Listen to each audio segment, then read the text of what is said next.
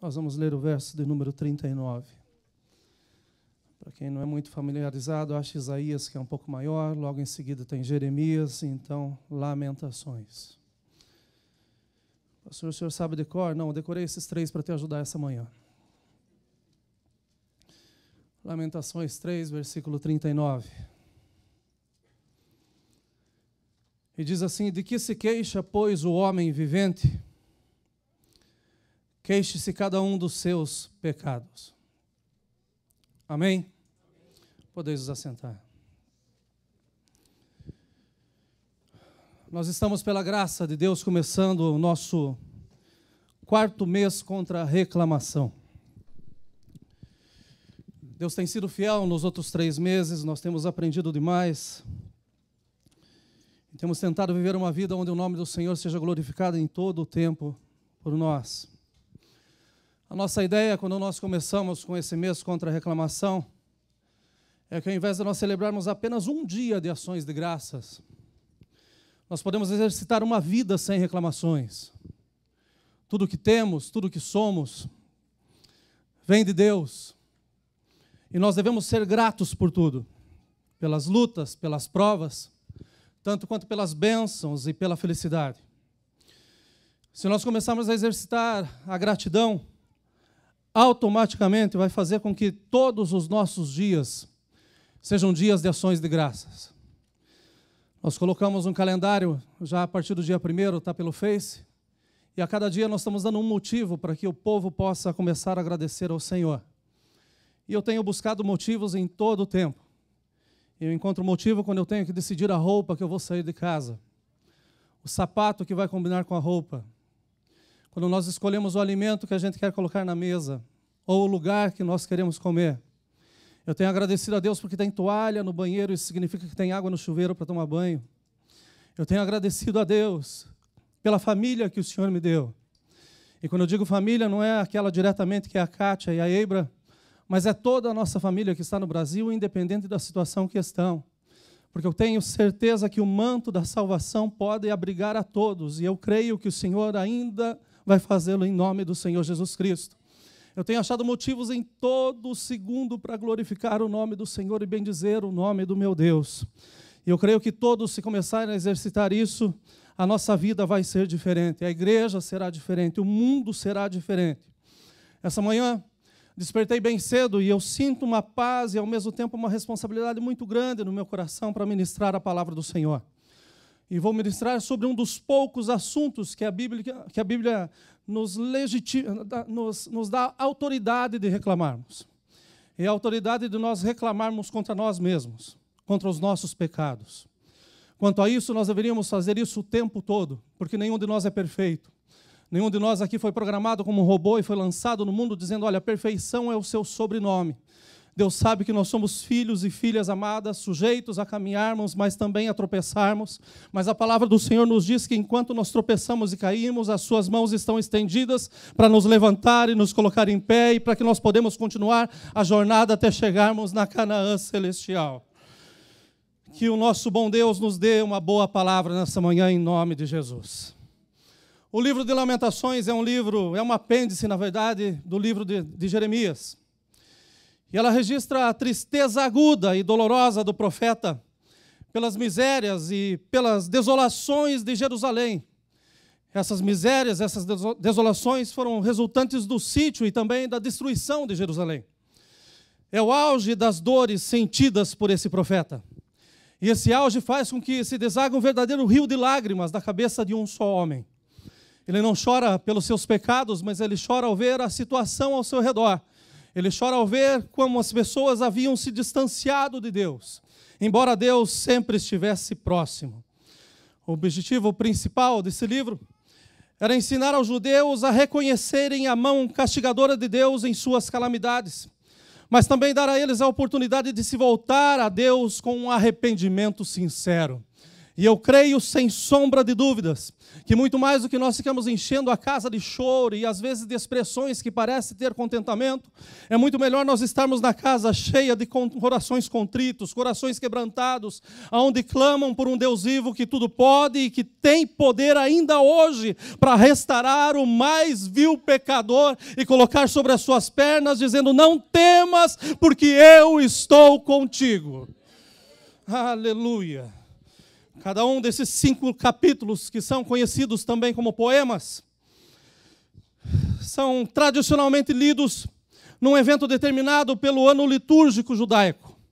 Ou seja, em uma data específica que se aproxima a 9 de julho, todos os judeus vão lá diante do Muro das Lamentações e eles fazem a leitura de Lamentações de Jeremias. São 5 textos que eles continuam até hoje clamando e dizendo, e ficam falando na frente de uma muralha que está erguida, mas se esquecem que o véu já foi rasgado. E hoje esse véu será rasgado no nosso meio, porque tem perdão na casa em nome de Jesus. Aleluia, aleluia, aleluia, aleluia. Primeiro capítulo de Lamentações. Jerusalém é representada por uma viúva que chora. No segundo, como uma mulher com um véu chorando em meio às ruínas. No terceiro, ela é representada pelo profeta que chora e lamenta ante Jeová, que é o juiz. No quarto, Jerusalém é representada como ouro embaçado, mudado, degradado, perdendo o seu valor. No quinto, Jerusalém é representada como uma suplicante que roga ao Senhor: eu preciso de mudança. Mas lendo Jeremias e Lamentações de Jeremias durante toda essa semana, veio à minha mente a figura de uma noiva. E assim que eu quero me referir a esse texto que nós lemos nessa manhã, nessa mensagem. A preparação para o casamento é algo extremamente estressante. E aqueles que já casaram sabem muito bem disso. Os detalhes, cada coisa que precisa ser vista, cada pequena coisa que às vezes se torna em algo imenso. A correria, a falta de tempo, o desgaste para saber se lembraram de todos os amigos que precisam ser convidados, a família, as desculpas daqueles que virão, a confirmação daqueles que estão vindo. Enfim, é um tempo bastante estressante. Essa preparação, ela é bastante cansativa. E a lua de mel, supostamente, deve ser um tempo relaxante para os recém-casados. Ou seja, depois de tanta correria, vem um freio, e nesse freio nós podemos descansar de tanto tempo, de tantas coisas, de tanta agitação. Agora nós temos um tempo para que a gente possa se conhecer melhor, para que a gente possa desfrutar daquilo que foi feito até aqui. A lua de mel é o tão sonhado tempo de intimidade que os solteiros ainda oram por isso. É o tempo de descobrimentos. É o tempo para se desfrutar da companhia do cônjuge sem a preocupação com o resto do mundo. Parece que o mundo inteiro está do lado de fora e agora o que existe é simplesmente o casal. E na minha lua de mel, algumas coisas interessantes aconteceram. Eu fui descobrir que eu era alérgico a camarão bem na lua de mel. E eu tive que ser levado para a farmácia com o meu rosto completamente desfigurado. E até hoje, meus irmãos, o cheiro de camarão me traz uma memória terrível. Na volta da lua de mel, chegando na casa do meu sogro para dar oi para a sogra, para o sogro, felizes do tempo que nós havíamos passado, fui dar ré no carro, não vi que tinha outro carro estacionado e quase tive que pagar metade do carro do homem, porque a cabeça não estava no mundo, a cabeça estava em outro lugar. Mas a verdade é que a lua de mel é isso. A lua de mel é um tempo de descobrimento. A lua de mel é um tempo em que o mundo não existe. O que existe é só o casal. E o resto, olha, não importa. A lua de mel deve ser a primeira aventura em um longo e feliz casamento. Mas nós podemos ver pela história que lua de mel também acaba em tragédia. Muitas são as fatalidades que acontecem. E eu tenho me tornado um profundo conhecedor do Google. E eu tenho feito umas pesquisas muito interessantes. Eu resolvi procurar tragédias na lua de mel e encontrei pessoas que sumiram em praias paradisíacas. Encontrei uma pessoa que saiu com o seu esposo e até hoje seu esposo está perdido porque sumiu de dentro de um cruzeiro. Eu encontrei um casal que foi surpreendido pelas águas de um tsunami em plena lua de mel. Eu encontrei um casal que foi para o México e no meio da lua de mel houve uma erupção num vulcão. Tantas coisas acontecem no meio da lua de mel. E o que me chega à conclusão é que um dia toda a lua de mel acaba. E quando a lua de mel acaba, o que sobra é a realidade. Se você gastou demais na sua lua de mel, você sabe que a sua realidade é aqui. Você está trabalhando muito bem para pagar ainda contas de 20 anos atrás. A verdade é que quando acaba a lua de mel, a consequência fica. Alguma coisa acontece e fica guardada, fica gravado. O desapontamento, às vezes, acontece na lua de mel. Porque só aparece depois que a mesma termina. Depois que se nota que a festa durou pouco e que agora o relacionamento precisa de muito trabalho para que ele possa ser frutífero. Pensando nisso, tudo essa semana, eu me encontrei com Jeremias. O profeta que foi amado com um amor eterno. Aqueles irmãos que já leram o livro de Jeremias sabem que ele foi chamado desde o ventre da sua mãe. E muito antes dele ser formado no ventre, Deus já o conhecia. Antes que ele saísse da madre, Deus já o havia santificado e destinado às nações por profeta. Mas mesmo com um amor desse tamanho, nós sabemos que Jeremias foi um dos homens que mais usados por Deus e que a nação menos ouviu aquilo que ele tinha para dizer. Porque o povo escutava e fazia uso das suas duas orelhas. Por uma entrava e pela outra saía. Não fazia diferença alguma. Isso foi chamado com um amor tremendo, foi tratado com uma forma especial. Mas mesmo assim, as suas palavras não traziam algo que trazia mudança para o coração das pessoas. Foi imposto sobre a vida desse homem um fardo esmagador.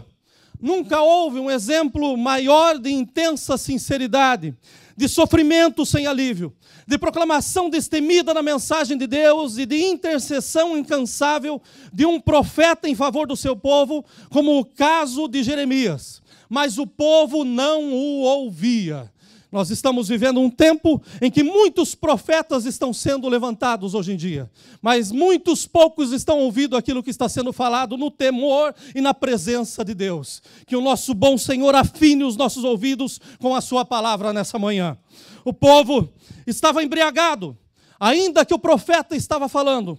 O povo estava completamente embriagado porque eles eram o povo de Deus. E pelo fato de ser o povo de Deus, parece que existia uma proteção maior, que nada os tocava, tampouco o pecado e as suas consequências.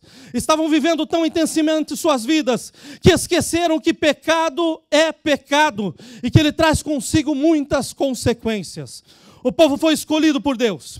Havia sobre eles um pacto perpétuo de sal que havia sido feito com o rei Davi. Para aqueles que leem a carta e já leram melhor Levíticos, sabem muito bem que Deus fez um pacto com Davi, um pacto perpétuo dizendo, olha, a minha palavra está sobre você, Davi, e sobre você o meu povo será governado para todo o sempre. Uma aliança que foi feita com a palavra de Deus sobre a vida e a geração de um homem. Nesse momento, aqui estava o povo que tinha esse pacto, o povo que havia recebido essa aliança, mas infelizmente estavam desprezando por completo a aliança que tinha sido dada por Deus. Estavam sendo guiados com zelo, com amor, com segurança, que são as maiores preocupações na cabeça de um noivo. Um noivo, quando está pronto para casar, ele sempre está pensando, olha, eu vou me aplicar hoje porque eu quero ter um futuro bom, eu quero te proporcionar um futuro bom. O nosso Deus sempre quis um futuro bom para a sua igreja, tanto que os seus pensamentos são maiores que os nossos pensamentos, e os seus caminhos são mais altos do que os nossos caminhos. Mas o povo, por tantas vezes, insiste em permanecer da sua mesma forma, no seu mesmo caminho, enquanto está Deus com uma aliança dizendo, o meu amor é eterno, não muda, eu quero você, te chamei para ser meu, e eu não te lanço fora de maneira alguma. Diariamente Deus mandava chuvas de amor sobre esse povo. Ele cobria os seus corpos, alimentava-os com o melhor da terra, protegia contra os seus inimigos, mas o comportamento da noiva era um comportamento de rebeldia.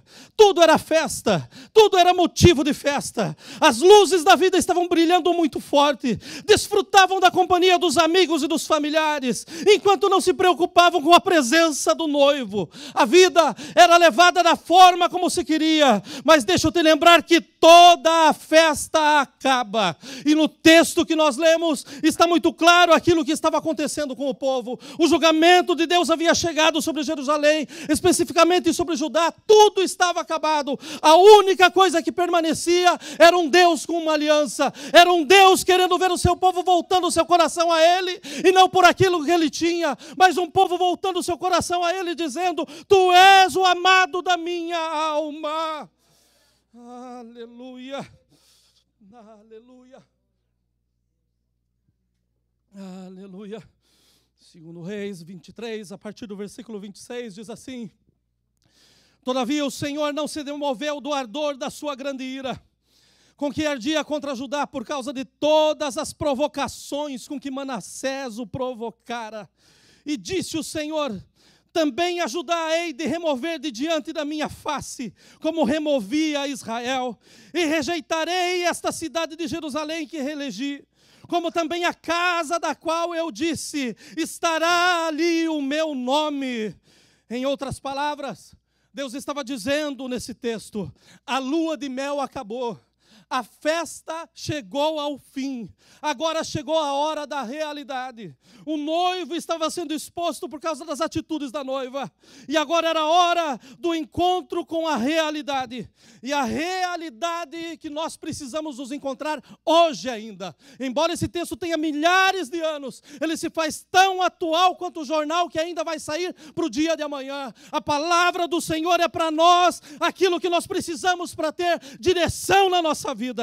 É a realidade que nós servimos a um Deus de amor, mas que também é um Deus de justiça. A um Deus que é rico em misericórdia, mas que continua sendo justo. E pela sua justiça, Ele não poupou a repreensão e as consequências do pecado sobre a sua própria noiva. Nós estamos há milhares de anos à parte do fim dessa lua de mel. Mas todas as vezes que nós lembramos de Israel, nós devemos lembrar também das consequências do pecado. Porque todas as vezes que o povo se afastava de Deus, eles colhiam aquilo que eles plantavam. Ninguém planta milho e colhe mandioca. Ninguém planta arroz esperando colher feijão, de forma alguma. A lei da semeadura é claro, tudo aquilo que o homem semear, isso ele ceifará. A verdade é uma só, o povo não estava semeando em amor como estava recebendo amor, mas estava vivendo a vida da forma como tinha, e ainda por cima dizendo que era o povo de Deus. Parece que muitos aqui estão vivendo em lua de mel, porque esse povo vivia de uma forma que era só eles, era o eu, era aquilo que importava para a vida deles, e o resto não importa. Vocês fazem parte da festa, mas o que importa é a minha vida, é o meu estado, é o meu bem-querer, é aquilo que eu penso que é importante para mim. Nós esquecemos que nós somos parte de um corpo e que a cabeça tem nome. A cabeça desse corpo é Jesus Cristo.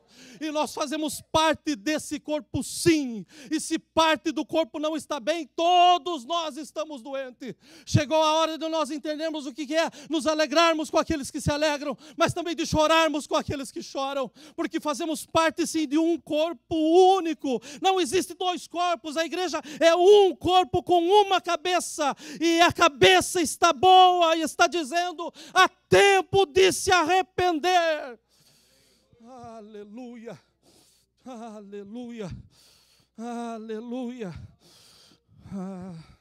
Diz a Bíblia: os olhos do Senhor estão sobre todos os moradores da terra. E esses olhos contemplam o íntimo de nossos corações. As nossas mãos podem estar levantadas e estendidas no meio do louvor, mas Ele, assim como nós, também sabe se elas estão realmente limpas. Os nossos corações de pedra que foram feitos de carne, por vezes estão tão presos na carne que esquecemos que foi o noivo que nos deu esse novo coração. Aleluia. Nós temos segurança, proteção, cuidado, sustento na vida, mas não temos a certeza da vida eterna. Que vida medíocre de um crente! De saber que está tudo bem, mas não sabe para onde vai. Nós precisamos ter o nosso coração ligado com o céu. Quando participamos do pão e do cálice, temos que testemunhar que eu estou pronto, sim, para que o Senhor volte agora mesmo. Mas se você tem dúvida para onde você vai, Eu não tenho dúvida para onde você está indo, mas eu tenho certeza que hoje é dia do Senhor encher o teu coração de graça, de paz, de segurança, de certeza, mas para isso é preciso deixar para fora tudo aquilo que não pertence a Deus. Deus bom, Deus bom, Deus bom, Deus bom. Aleluia. Nós temos segurança, nós temos proteção, cuidado, nós temos sustento na vida, mas não temos essa certeza para onde vamos. Nós não temos certeza de que tipo de noiva nós somos. Um dia, é verdade, eu gostaria que esse dia fosse hoje, nós ouviremos o nosso noivo nos chamar. Aleluia. E como estão as nossas vestes? Nós estamos vivendo embriagados pela alegria de termos conseguido um Salvador, mas ainda não reconhecemos a Ele como Senhor das nossas vidas. Embriagados pelas dádivas e envergonhando o nome do noivo. Estamos em lua de mel, sendo que as bodas ainda estão para acontecer. O plano da salvação, ele começa aqui, meus irmãos, mas ele termina no céu. E por melhor que sejam os dias e a vida louca que você está levando, enganando-se que tudo pode e que nada tem problema, nada se compara com o banquete que está sendo preparado para nós nesse exato momento. Por maior que seja a alegria da voz dos amigos, nada se compara quando nós escutarmos a voz do nosso noivo, dizendo: vinde, amados de meu Pai, tudo está preparado. Aleluia, como eu anseio por ouvir essa voz. E como eu quero que todos vocês escutem essa voz também. Pensem comigo em um casamento que era para ser perfeito. O nosso Deus que é santo, escolhendo Israel como sua noiva. Ou pode ser o casamento de Deus que é santo comigo ou com você. Porque Ele escolhe a nação, mas a nação escolhe um rei. E todos os reis que se levantaram foram reis que levaram a nação para um caminho distante de Deus. A maioria desses reis foram levantados para governar a noiva. Mas a verdade é que eles demonstraram que eles nunca saíram do chão, levando o povo a viver em meio a atitudes de uma noiva neurótica. Uma noiva com tempo aplicado em tudo, menos com o noivo. Uma noiva desonesta nos negócios e que roubava nos dízimos e nas ofertas. Uma noiva com falta de temor a ponto de chamar pecado como erro, ou simplesmente explicar como se fosse um desvio. Uma noiva que não se importa com a nudez ou tampouco com a decência, que cultua todos os semideuses, inclusive o seu próprio corpo, idolatrando o seu corpo. E com isso o brilho da aliança começa a se tornar opaco. Esse brilho, tornando-se opaco, tem me incomodado muito nesses dias. Porque Jesus não disse para nós vivermos em festa, mas Ele nos disse para nós tomarmos a nossa cruz e segui-lo. Quem crê em mim, tome a sua própria cruz e me siga. Essas foram as palavras do noivo. Ser noiva, ser crente, exige renúncia. E o maior problema da igreja hoje é falta de renúncia. O que existe na igreja hoje é mistura. É o que eu penso. É o que eu acho. Mas para o que eu penso e para o que eu acho, tem algo que diz a verdade. Enquanto a palavra do Senhor for palavra, nós não podemos nem pensar e nem achar. A resposta está em Deus. E se nós estamos vivendo como achamos ou como pensamos, é porque nós não estamos conhecendo o Deus da palavra. E chegou a hora de nós renunciarmos os nossos pensamentos e tomarmos posse de um Cristo vivo que fala conosco de manhã, de tarde, de noite. De um Cristo que chama o pecado pelo seu nome, mas que ainda diz que há amor suficiente para restaurar o mais vil pecador, para levantar do pó e fazer com que se assente com príncipes ainda. Esse é o Cristo que nós servimos. Chegou a hora da igreja aprender o que é renúncia e não simplesmente clamar pelas bênçãos. Me abençoa, Deus, olha para mim, expande o meu território, faz com que tudo aconteça. Enquanto Deus simplesmente pede que você seja fiel até a morte. Enquanto a Bíblia nos diz que nós devemos buscar primeiro o reino de Deus e a sua justiça, e as demais coisas serão acrescentadas. Mas estamos correndo atrás das demais coisas enquanto o noivo está esperando, enquanto o noivo está preparando, e estamos nos iludindo que está tudo bem. Meus irmãos, não está bem, porque senão Deus não estava falando comigo e com tantos outros homens de Deus que têm buscado a sua presença e que estão ouvindo dos altos céus. É tempo de renúncia, é tempo de arrependimento, porque o Senhor está voltando. Aleluia. Renúncia a ponto de dizer que não temos somente o nome ou o título de cristãos, mas se falarmos como Paulo, não vivo mais eu, mas Cristo, o noivo, Ele vive em mim. Aleluia! Esse é o desafio da igreja hoje, de reconhecer que para ganhar se precisa perder. Se perder os maus hábitos e ganhar a boa doutrina, viver na palavra, viver de acordo com aquilo que Deus determinou para as nossas vidas. Mas pensem comigo também na lua de mel perfeita, porque o povo estava nessa situação. Jeremias estava no meio deles. E quando nós lemos 2 Reis, nós vemos que Deus tinha dado o julgamento, falou o que iria acontecer com Judá. Mas Deus levanta um menino para fazer um trabalho de homem.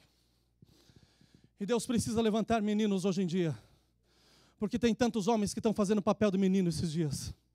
Tantos homens que estão passando a mão no pecado, estão empurrando as pessoas para o inferno, enquanto tem a autoridade de Deus para dizer, olha, conserta o teu caminho. O Senhor tem um plano maravilhoso para se cumprir na sua vida e dessa forma não será cumprido. Tantos homens que querem ver a casa cheia, que querem ver o povo ao seu lado, que estão se esquecendo que é melhor ter um, mas com o coração ligado nos céus, porque daí pode haver concordância, porque se 2 ou 3 concordarem, o Senhor faz do céu. Então a multidão não importa, o que importa é a essência, o que importa é nós estarmos em Cristo, é nós deixarmos o mundo e saber que o céu e uma nova terra está sendo preparado para nós agora mesmo. Aleluia!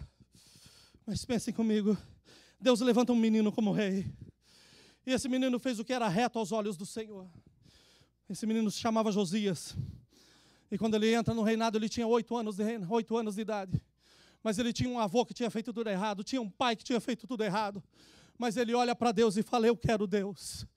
Eu não quero o que os meus pais deixaram, eu quero o que Deus tem para mim.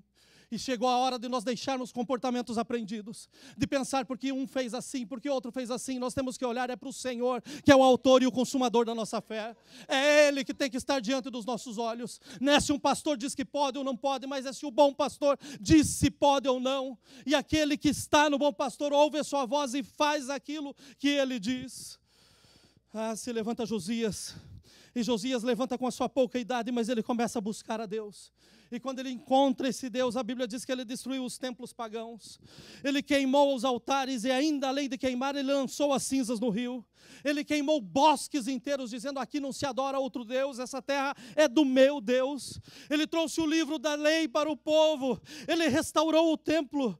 E então ele se pôs em pé junto à coluna e fez o concerto perante o Senhor. Ele disse, nós precisamos casar com o Senhor. Nós precisamos ter essa aliança com o nosso Deus. É isso que faz a diferença. E ele fez esse concerto com o Senhor para andarem com o Senhor. Porventura poderão dois andarem juntos se não estiverem de acordo. Se como homens nós não andamos com pessoas que são diferentes da gente, como que nós, estranhos como somos, poderemos andar com um Deus santo se nós também não buscarmos a santidade? É tempo de buscarmos a santidade. Aleluia! Para andar com o Senhor, precisamos buscar a santidade. E santidade não é perfeição. Se fosse assim, então nós não buscaríamos a santidade, nós buscaríamos ser anjos. E não é isso que a Bíblia diz. A Bíblia diz, sede santos, porque eu sou santo. Aleluia. Aleluia. Ele faz esse concerto para que o povo ande com o Senhor.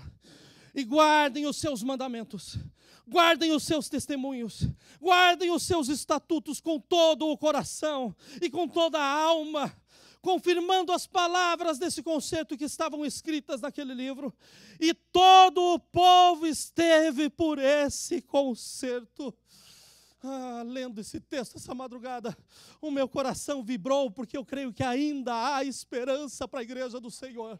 Ainda há esperança da igreja do Senhor entender para que nós estamos em Cristo. Não estamos nele pelos bens que pode nos dar, pela comodidade que pode nos dar. Não, nós estamos com ele porque ele é o caminho único para que nós estejamos na presença de Deus. Ele é a verdade, e na verdade não há sombra nenhuma.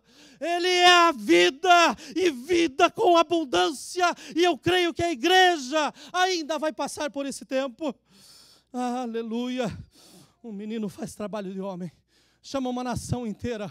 E essa nação não fica dando festa, não. Pelo contrário, essa nação, ela se humilha. E se humilha a um ponto de que eles vão celebrar uma vez mais a Páscoa.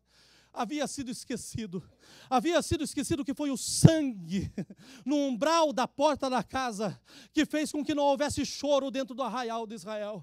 Foi o sangue na porta que fez com que o anjo da morte passasse, com que o Egito inteiro fosse tocado, mas que Israel tivesse guardado pelo sangue, guardado pelo nosso próprio Deus.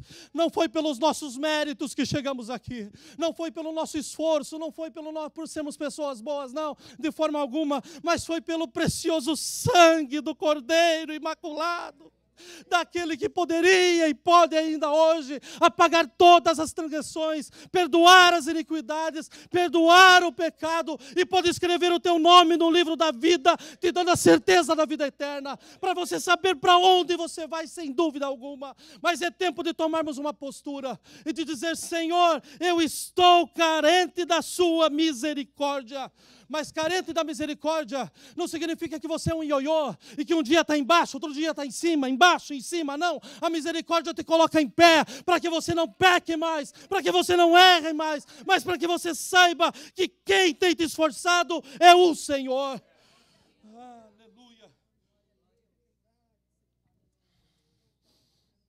Aleluia. Aleluia. Aleluia. Aleluia.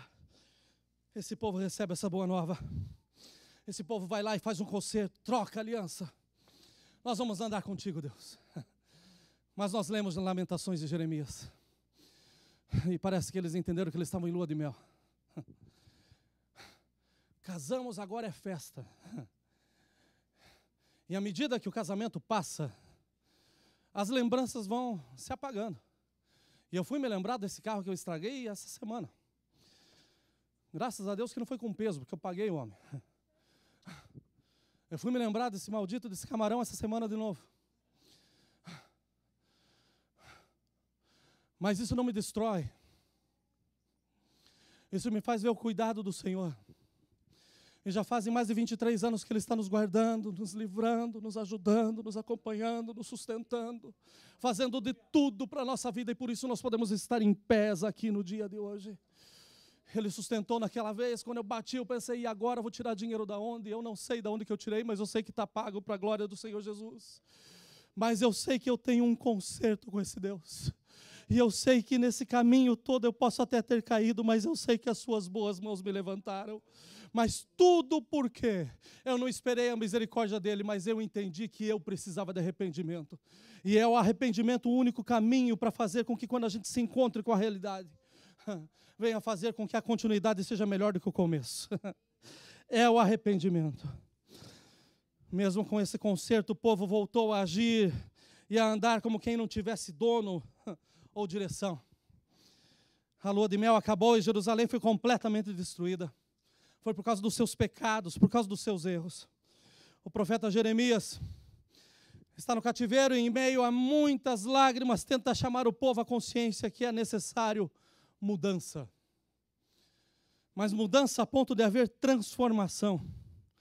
Porque mudança geográfica não nos esconde dos olhos do nosso Deus. Mudar de lado não nos esconde dos olhos do nosso Deus. Sair de perto não nos esconde dos olhos do nosso Deus. Tentar fugir não nos esconde dos olhos do nosso Deus. O salmista mesmo disse: aonde eu vou me esconder dos olhos do Senhor? Embaixo tu lá estás, em cima tu lá estás. Tu estás em todo lugar. Aonde eu vou me ocultar do meu Deus? O problema é que tem muitos que estão tentando se ocultar dentro da casa e se chamando de igreja. Mas o Senhor te conhece. O Senhor sabe exatamente aquilo que está te comendo vivo. Mas Ele quer te tratar nessa manhã pela sua palavra e dizer: há restauração para você. Se você aceitar transformação. Se você aceitar que as coisas velhas passaram e que tudo pode se fazer novo hoje. Se você aceitar que é necessário sim confissão e arrependimento. Porque sem confessar e sem se arrepender não há perdão. É o único caminho. A Bíblia é clara quando fala isso. Mudança, transformação. Não somente constrangimento. O povo de Israel continua se lamentando em frente a um muro até os dias de hoje.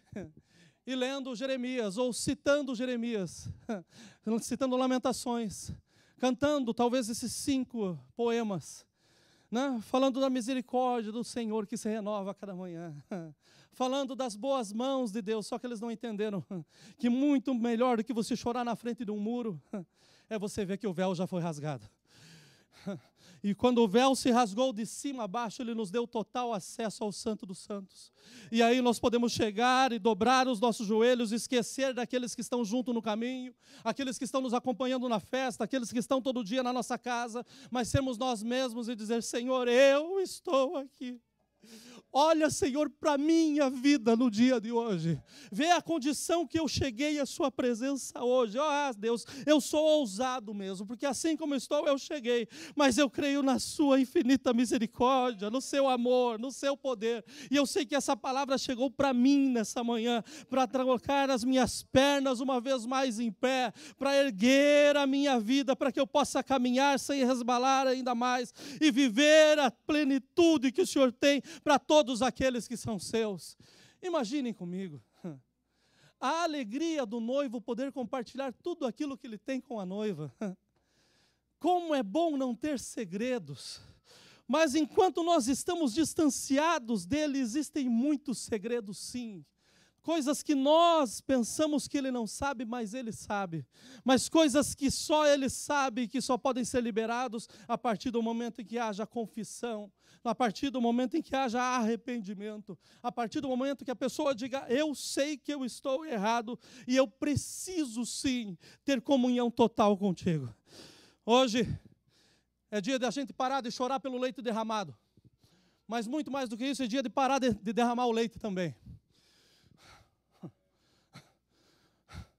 Porque tem gente que acostuma. Eu derramei, eu limpo, não tem problema. Mês que vem então, eu limpo de novo. Mês que vem eu limpo de novo. Meus irmãos, Jesus está voltando. Para alguns Ele já voltou esses dias. Nós ainda estamos aqui. Isso sim é misericórdia. Porque pode ser esse o dia em que Ele venha para mim especificamente, ou para você. E a pergunta é: você está preparado para uma eternidade? Você está pronto para chegar no céu? Você está pronto para ouvir a voz do noivo e dizer: olha, vinde, amado do meu Pai? Ou será que você está pronto para dizer: olha, eu não te conheço, eu não sei quem você é? O ouro apagado, o ouro quando está opaco, precisa ser limpo, precisa ser polido. E eu tenho certeza absoluta que a palavra do Senhor veio para nós nessa manhã para polir a nossa vida. Muitos anos atrás, saí da minha casa, estava com muitos problemas com os meus pais, resolvi ir embora para São Paulo. E fui bem na época do Natal. Estou no interior de São Paulo. Entrei numa igreja, porque era a véspera de Natal. Era a cidade da minha irmã, mas eu não tinha ido na casa da minha irmã. E eu entrei na igreja e sentei no último banco, lá atrás. E de repente está um homem baixinho, 1,50 m pregando. E esse homem está falando que Deus tem o poder de pegar a pedra mais bruta e transformar no diamante perfeito. Que Ele tem poder de pegar aquilo que não parece ter valor algum, mas Ele vai polindo, vai limpando e se torna numa pepita de ouro. E esse homem começou a falar com uma eloquência tão profunda, tão grande, e aquelas palavras queimavam no meu coração, dizendo: olha, volta para casa, peça perdão, se arrependa. Mas o que mais me arrependeu é ver a segurança daquele homem pregando como se fosse talvez alguém muito grande, mas era um homem muito simples, mal letrado. Era o meu pai que estava pregando aquela noite, eu nem sabia que ele estava na igreja, mas quando eu ouvi essas palavras, eu falei, eu vou voltar para casa, eu vou pedir perdão para o meu pai, para minha mãe, eu preciso ser restaurado, eu preciso ter uma vida com esse Cristo que eles amam. Eu volto para Curitiba correndo, não falei com meu pai naquele culto, volto para Curitiba. Naquela semana eu tive um encontro com Deus de uma forma tremenda. Eu nunca vi uma luz tão preciosa. Eu nunca vi um amor tão grande com alguém que estava tão sujo. Tinha tentado me matar naquela noite. Tomei 400 doses de remédio. Fui para a cama pensando, é o último dia. E graças a Deus foi o último dia. Porque hoje eu estou em pé. Porque o meu Senhor me libertou. Me libertou. Me libertou. Me libertou. Aleluia. Meu pai volta para Curitiba. Aleluia.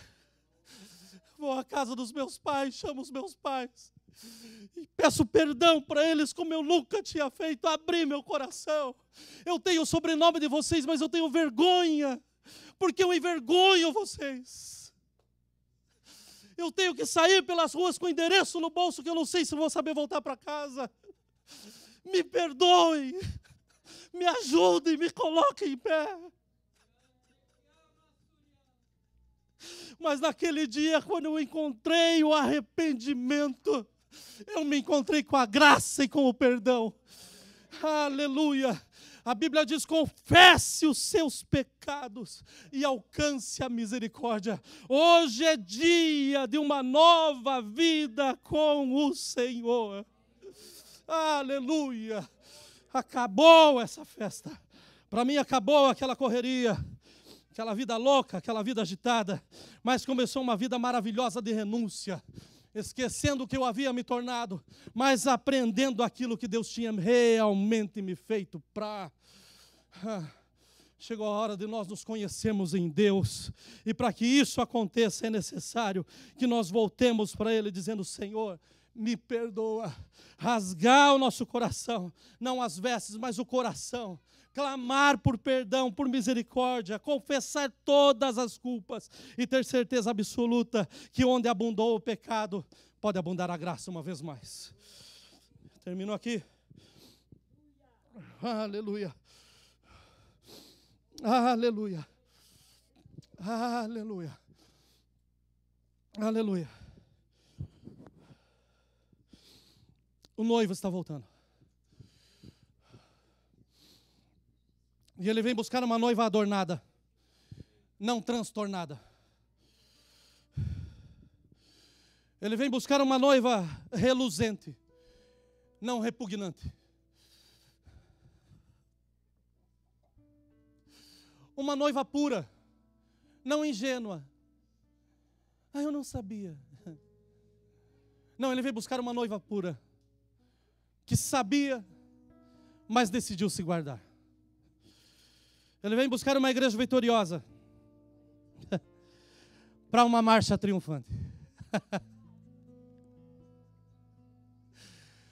Não vai ter jornal no mundo suficiente para dizer essa data, para contar essa história. Aqueles que estão mortos ressurgirão. E aqueles que estão vivos terão o seu corpo transformado. E olha, nós vamos nos encontrar com Ele nas alturas.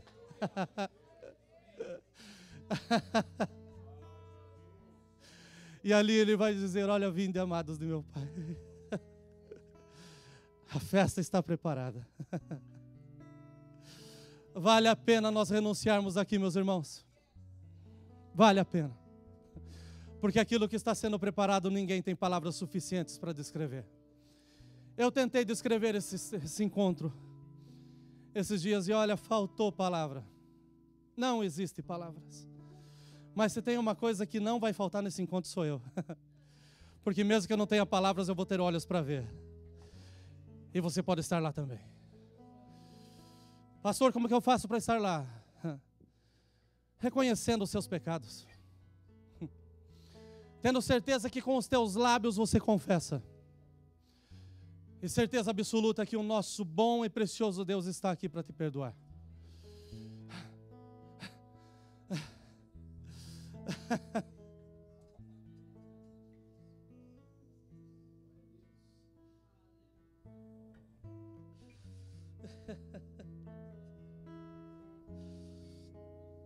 Aleluia. Aleluia. Aleluia. Josias celebra a ceia, celebra a Páscoa. Começa a trazer a memória novamente de toda a nação.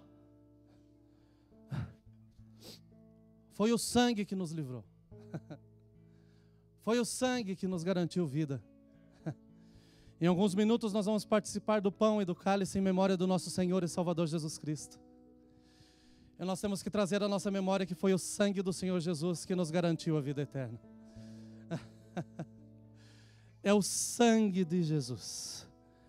Essa nova aliança que está disponível para todo aquele que o aceitar.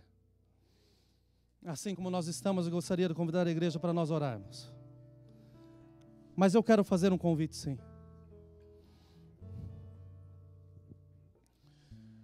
Um convite para alguém que está nos visitando, ou alguém que está na sua casa nos acompanhando, que sente que precisa renunciar, que sente que precisa deixar atrás, que precisa confessar os seus erros. O convite é esse, para que você o faça agora, tendo a certeza que o nosso bom e misericordioso Deus está com seus ouvidos abertos, escutando a sua oração.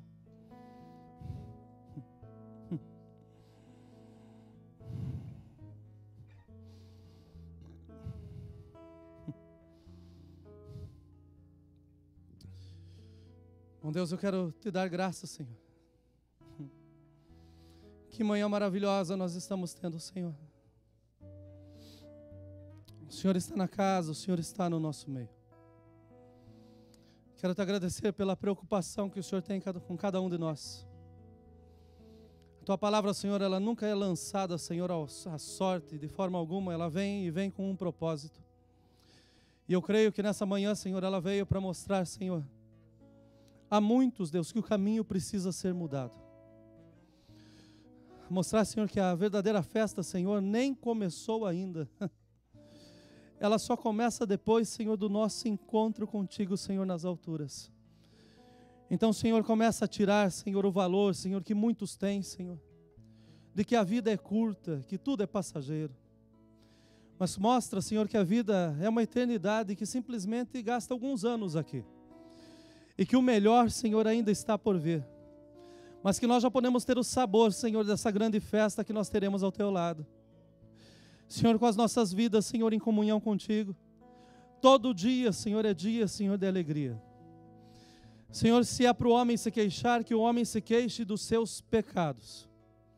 Que esse momento, Senhor, não seja um momento, Senhor, de desaforo, de afronta, como muitos, Senhor, costumam fazer, Senhor, no seu dia a dia. Reclamando, Senhor, por tantas coisas que não têm, mas se esquecem, Senhor, verdadeiramente daquilo que já possuem. Senhor, mas mostra, Senhor, que através da queixa contra os nossos pecados, isso significa que nós precisamos ser restaurados, Senhor, em Ti. Torna legítimo essa queixa, Senhor, agora, Senhor, ministrando o Teu perdão, Senhor, à Tua igreja. Senhor, que nós entremos, Senhor, num tempo novo como igreja do Senhor. Um tempo, Senhor, onde muito mais do que barulho na casa, Senhor, nós tenhamos, Senhor, a presença doce do Espírito Santo. Que os nossos passos, Senhor, sejam dados, Senhor, em temor e tremor na Tua presença. Que quando nos acheguemos, Senhor, à Tua casa, Senhor, nós tenhamos a consciência, Senhor, dos nossos passos, Senhor, e que possamos entender que precisamos sim de transformação.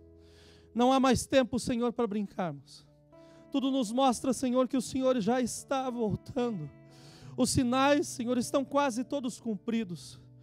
Mas eu lhe peço, Senhor, ainda, Senhor, com muita humildade, Senhor, e com muito temor. Restaura, Senhor, a nossa igreja. Restaura, Senhor, os nossos irmãos. Levanta aquele que está caído, Senhor. Fortalece as pernas, Senhor, daqueles que estão se tornando sem vigor.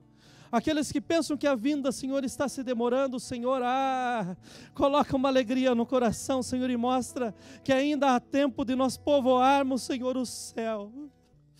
Senhor, que esse tempo seja um tempo de júbilo, Senhor, na tua casa.